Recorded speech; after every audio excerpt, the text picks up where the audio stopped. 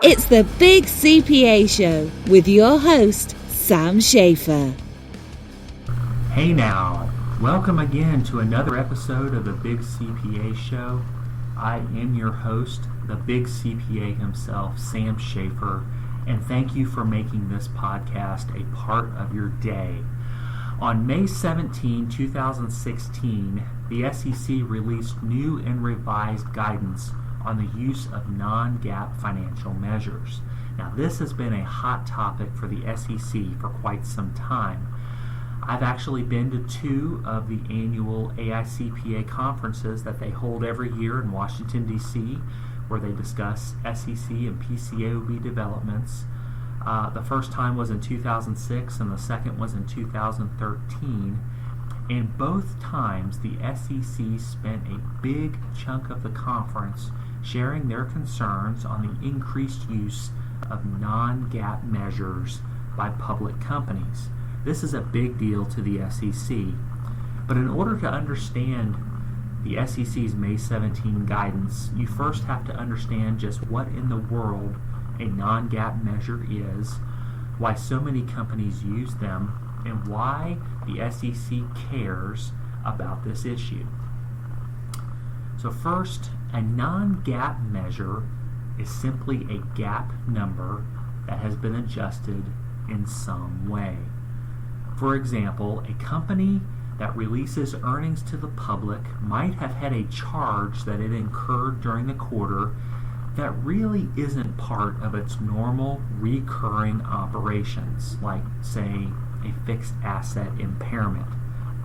Well, that company may want to show investors and analysts what its normal earnings would have been had it not taken that impairment charge. So what the company will do is it will present its GAAP net income, but with the fixed asset impairment charge removed. In this case, the company isn't allowed to call this adjusted figure net income because one of its components, the fixed asset charge, has been removed.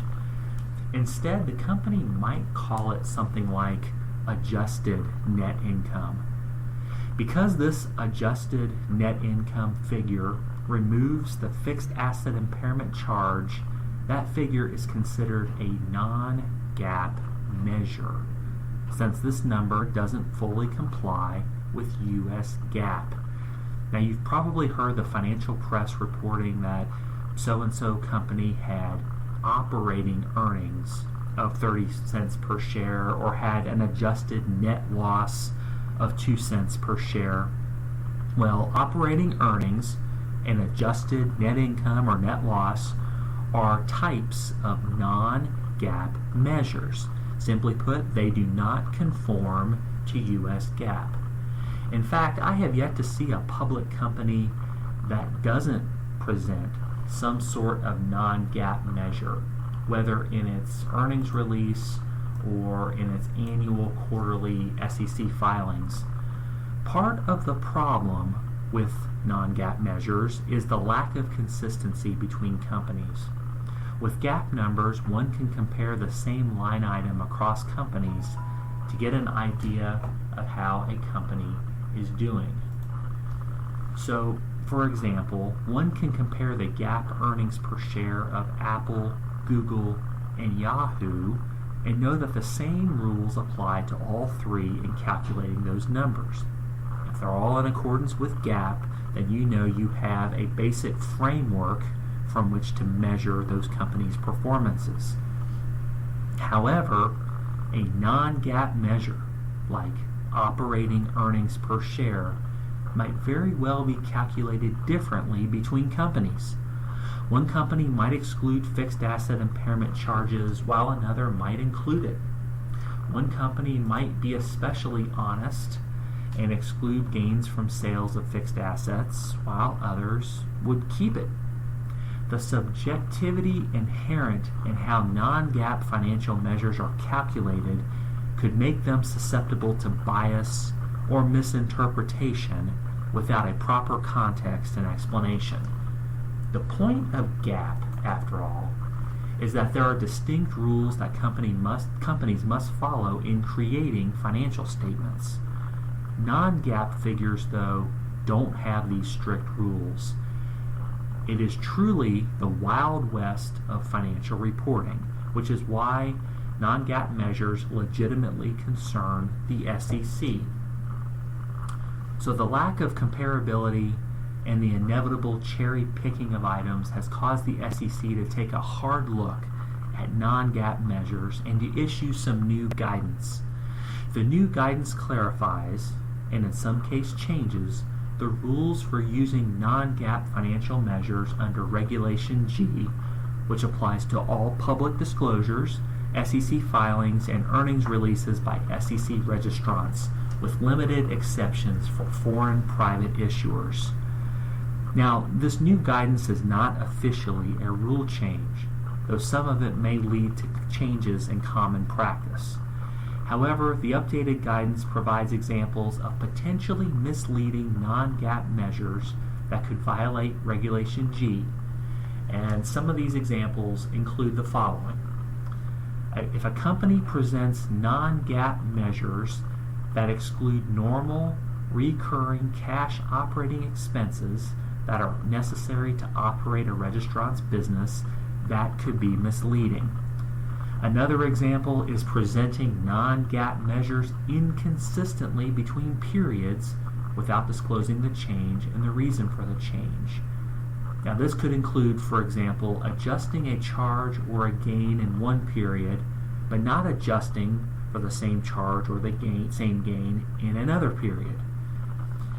Another example is presenting non-GAAP measures that exclude non-recurring charges, but does not exclude non-recurring gains. That's an example of cherry picking. And finally, using individually tailored accounting principles to calculate non-GAAP earnings is frowned upon by the SEC.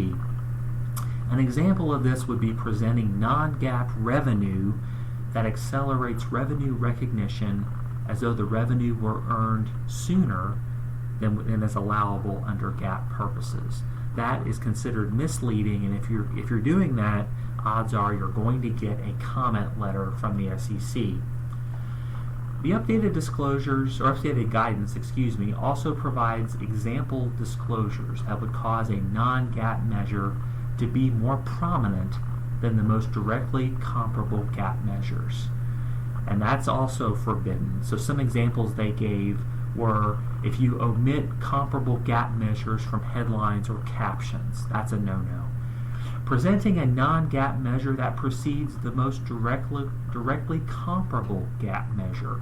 So for example, a non-GAAP table should start with, say, net income and then adjust down to the non-GAAP measure. If you don't do that, then you're in violation of some rules. Another example of causing a non-GAAP measure to be more prominent is presenting a non-GAAP measure using a style of presentation that emphasizes non-GAAP over GAAP measures. This could be, for example, bolding your non-GAAP numbers or including really large font for your non-GAAP numbers. That's a no-no.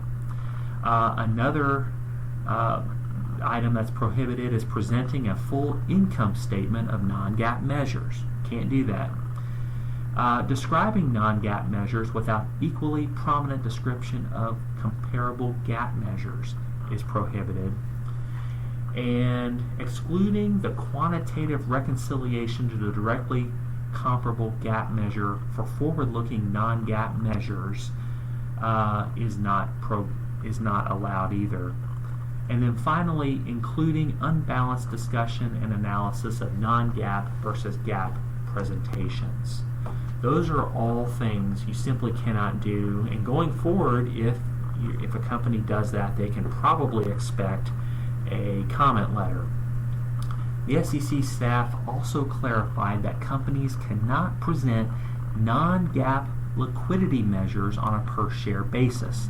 Now, this has been on the books for quite some time, but it's interesting that the SEC is again driving this point home. So an example of that would be free cash flow per share. Now, it's important to note that registrants can present non-GAAP measures on a per-share basis if they are performance measures. However, liquidity measures on a per-share basis are prohibited. One more thing that could be a change for a lot of companies, and that is adjustments to arrive at non-GAAP measures should not be presented net of tax. Now, I've seen companies do this, and the SEC is going to be on the lookout for this. So income taxes should instead be presented as a separate line on the non-GAAP reconciliation, and they should clearly be explained. Now, for what it's worth, my opinion is that these are good changes which will hopefully benefit the capital markets as a whole.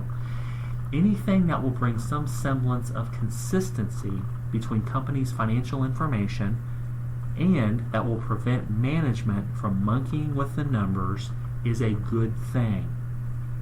Even so, when I evaluate companies, I don't really put very much stock in most non-GAAP measures. There's just simply too much room for cherry picking and for sleight of hand for my taste. Call me old-fashioned, but I study the GAAP numbers and compare them across companies. That's just how I work, or how my brain works, and how I like to evaluate companies. However, there are two types of non-GAAP measures that I actually find to be pretty beneficial.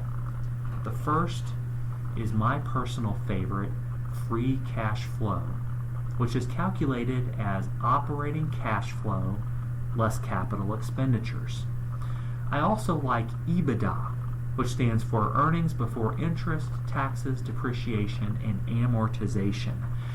Companies that have consistently strong free cash flows and EBITDA tend to be good companies in which to invest.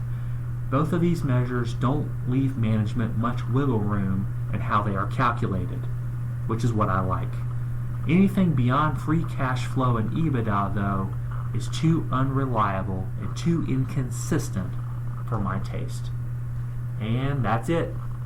If you have a question about the SEC's guidance on non-GAAP items, or if you have an idea for a future podcast, please email me today at info@schaefercpa.com, and that's spelled SHAFERCPA.com, or send me a message on Twitter at SchaeferCPA.